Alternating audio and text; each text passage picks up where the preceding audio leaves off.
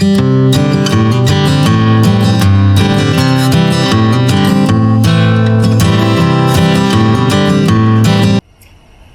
everyone, I hope you're doing well today. I'm Taffany and I want to welcome you into my garden.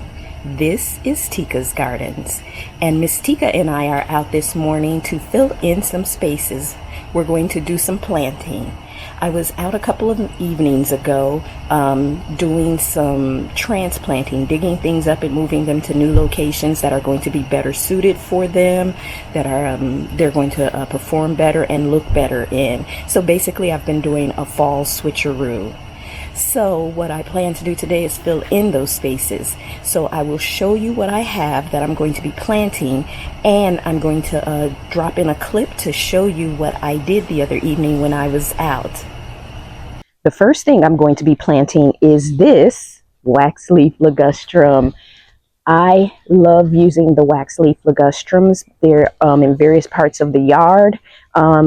If you're not familiar, wax leaf ligustrums are in the privet family, which are common hedges. These are wax leaf because of the shininess of their leaves, and I have several. Like I said, I've got the columnar ligustrums, I've got the curved leaf ligustrum, which is back over there in that corner, and then I've got your traditional wax leaf ligustrum. And here in this area, they tend to get anywhere from 6 feet to 12 feet tall. It really depends. They're controllable, easily controllable. They'll probably get about 10 feet or so here in the Spring, Texas area. And they do have varieties of, privet shrubs, ligustrums that get much bigger. These are in the 6 to 12 feet range. This is cut into tree form, and I'm going to stick a picture in so you can see what it looks like when it's in tree form, what the potential can be for it, how you choose to continue to prune it. This, as you can see, the leaves are a little yellow. This was in the clearance section along with the other things that I have. And so I do have to treat it, but it's worth it for the price. And this is going to go over here in this section. If you recognize this little spot here, let me get over in here. This is where the purple fountain grass was. And when I stick my clips in, you'll see that it was moved and where I moved it to, along with a couple other things that I moved. And if you remember the other day, I pulled out the Miss Lemon abelias and I put them along the back border there of the garden. So that is where this ligustrum tree is going to go. Down here in front of the ligustrum tree, I have two of these gardenia radicans. I've already planted two right there. There's flying lessons going on. All right, I've planted two over here in place of the Miss Lemon abelias that were there. They will be green year round, and I think that deeper, richer green will look better as a pop of color up against the wall of the house, as opposed to the Miss Lemon abelia. The Miss Lemon abelia was pretty, don't get me wrong, I love it. It just looked, that pop of color out in the garden just looks so nice. But I have two of these, and they're going to go in the place where the Miss Lemon abelias were back there. I have some sedum mexicana, so Mexican sedum. I've got some more of that to fill in that last spot back there. And over in the back part over there near in front of the vegetable garden. And then I have some snapdragons as well that will be going along the back section there next to the bench to kind of line the outer edge of the bed like this vinca here. So that is the plan for today, to get the tree ligustrum in, the gardenia radicans in over here, and to get the sedums in and the snapdragons in. So let me stick a clip in so you can see the things that I moved and where I put them. And then after that, we will come back and we will get the things planted. All right, guys. I have been doing a fall switcheroo this week. I have moved several things around. These are next on the list. This is called Shizomusanda Sayenda Henryi. Let me try that again. Shizomusanda Henryi. And it is native to Indochina, specifically in the Yunnan region, and it is a beautiful shrub. It is a tropical shrub. It is best grown in zones 9 through 11, but it does well here. At least for me it has. And it can grow into tree form. It can, in its natural environment, get up to 36 to 46 feet high. But here in this situation, it says that in those growing it in gardens, it will typically get about 6 feet tall. It has kind of a narrow growth habit, as you could tell from the way they look. But I'm going to be digging those up and putting them here in the back border where these knockout roses are. These pink knockout roses have not looked good to me. I feel like they're kind of scraggly and bare, and they haven't produced enough blooms. They started out good, but I don't know what it is, but I'm just not pleased, and I think we really need something hefty and with a pop of color there. So I'm going to take those out and move those to the back border. If you can see here in the bedroom garden, these red knockout roses look much better. I feel it can be fuller, but it definitely has many more leaves on it than the pink ones back there. I don't know if it's from being under the tree or what. Even though this one's up against the wall and that one, they do kind of have more leaves on it. They're smaller than the others, but they're doing well. But yeah, those pink ones not looking too hot. So we're going to transplant those. The long name shrub and move it to the back of the garden. All right, so they are now out. I didn't bother to film it because it's just pulling out shrubs. It wasn't too difficult. But now that I have space, I could put in another jubilation gardenia and make a hedge there, just like here in the middle, so that it could be closed off. And, just really making it like a closed off area back there, as I have said many times I would love to do. But they are out, and let's go take a look at what they look like. Now look at that. Just from the distance, just right off the bat, they are more hefty, weighty, and there's some color to them. And I really, really think this was so needed back here. Look at that.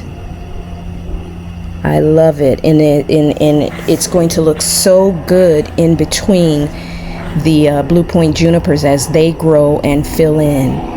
So, switching things around, don't be afraid to do it, guys. Sometimes it's necessary.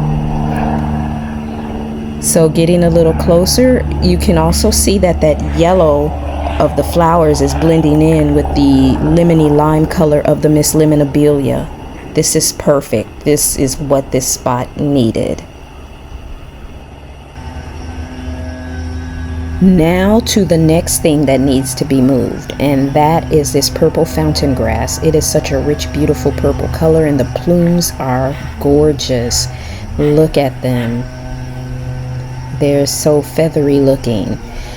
But this was always temporary. I said that when I first planted it here. And I just needed something with height. But now that I have what I need there, we are going to be moving it. And let's follow along this path. And you can see right here in front of the white fencing, right across from the other one, is where I'm going to be planting that purple fountain grass. Right there. So there will be a purple fountain grass on each side of the walkway. as you're entering that back garden there. And I think it's going to be pretty. Now, what I'm going to do, you should not do. I'm going to just dig it up and move it. You should always cut it down before you move it, and it is usually best to move them once they've gone dormant. I'm not doing that because I need to get my other things in the ground. So do as I say, not as I do. So we've got the purple fountain grass moved, and yeah, the spot looks bare now. And as you look down there, that looks bare as well, but in due time we'll get all of that addressed. But let's go down the walkway and let's take a look at what that looks like. Even from a distance you can see it, and it fills in that spot great, and it will be sitting in front of the tall skinny evergreens that are going to go where the trellises are. It's going to be beautiful. But yes, this is where it's going to be sitting. It is its permanent home for now. And I think it looks good. It is going to show signs of stress. It will start to flop over. That's all expected because I did not trim it down. But it's not the first time I've done this with purple fountain grass, and hopefully this will be the last. Well, it won't be, because we need to dig these up at some point and divide them, because they do get pretty thick and wide after a point. But yes, that's what it looks like. And the one on the other side is a little shorter. It will catch up. That on the other side was a broken piece that I put over there. So now we have a trio of purple fountain grass back here. Gorgeous.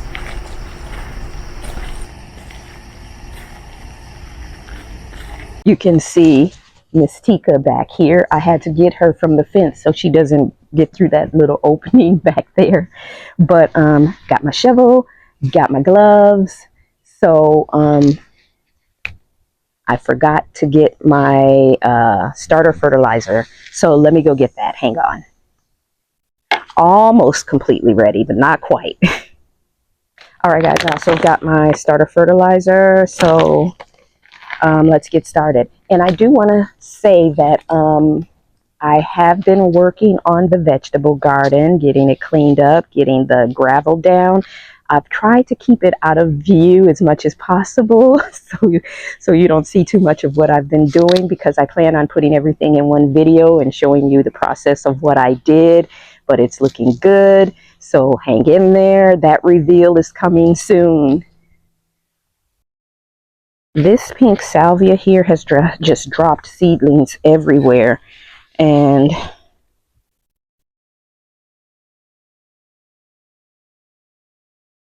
I have to figure out where I'm going to put these.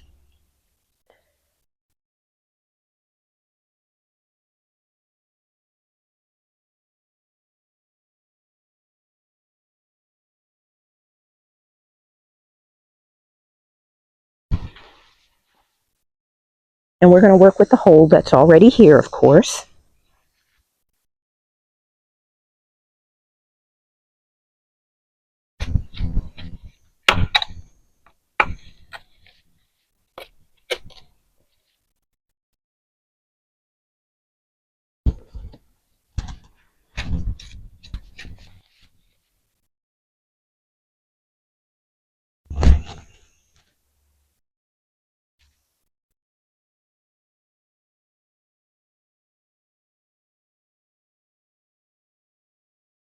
Hey, pretty girl. Hey there.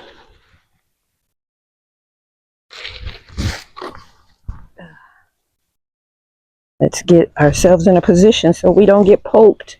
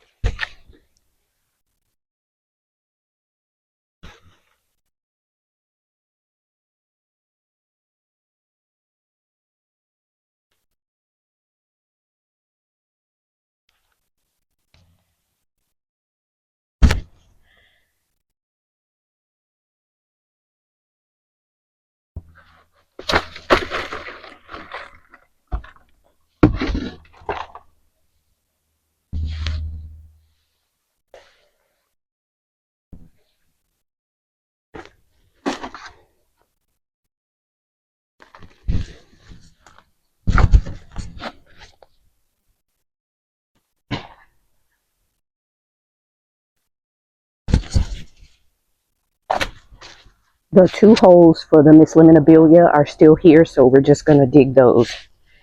One pot is a 3-gallon and one is a 1-gallon, so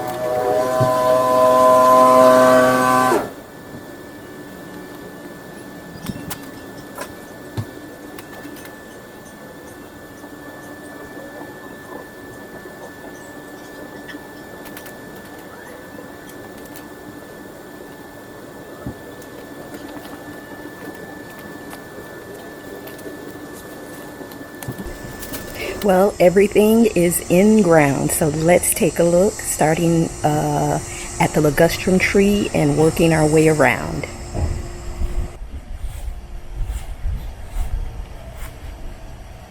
So here is where I put the ligustrum tree and the two gardenia radicans. Now keep in mind that these are in need of some help.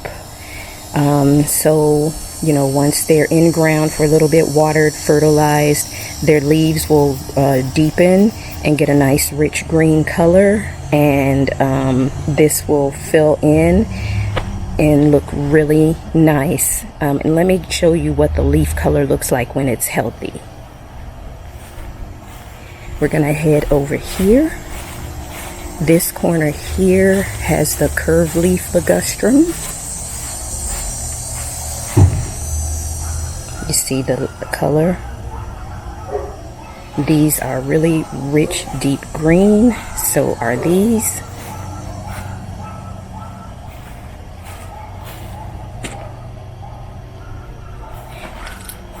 And so is the one on the driveway. So that gives you an idea of the color of the leaves. And I'll stick that picture in so you can see what it looks like and what the blooms will look like when it's in bloom. So that is what that looks like there, and I think it's gonna look so pretty because I really think that really deep rich greens look good up against this color wall up against the house. And the same for the gardenia radicans. You can see some of the leaves have a good color, but you know, when you get stuff from the clearance, you know that you're gonna have to rehab them. So that's what that looks like, but let's pretend like we're walking into the yard.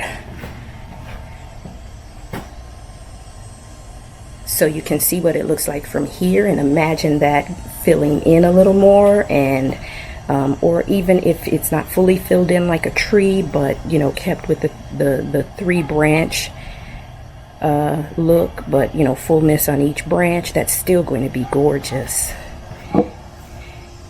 Now, let's go this way, and you can see the three sedum mexicanas as we're approaching. I didn't go all of the way over to here because of the sprinkler head. Plus they will spread. But that looks so nice with the oregano around the rock. Our buttercups are starting to open up this morning. It looks good. Now I am standing in front of the courtyard garden. So as I make my way down, you can see from the distance the other 3 sedum mexicanas. Those are gorgeous. And when they fill out, they will start to look like this. Or if you're familiar with lemon coral sedums by Proven Winners, they all kind of get that same look. But I think the lemon coral sedums seem like they get more, well, this one has rounded out pretty good. It has a nice rounded habit. But they typically round out like that. And last but definitely not least, we are going to take a look at where I put the snapdragons. I filled in empty spots here, and that looks so good. And let me step through, although I don't have to. You can see the others along the outside there on the other side. So both sides have the snapdragons. All right, guys, I want to thank you for joining me today in the garden as we spent this week planting and transplanting and moving things around to spots that are going to be better suited, water-wise, aesthetically, and everything. I think it's beautiful. It was before. There's no perfect layout. Is just what you like, and this is what I like. And so I'm glad that you were able to be out in the garden with me. I will see you in the next video. Take care, get out, do something that you love today, and make a memory. So I'll see you next time. Bye.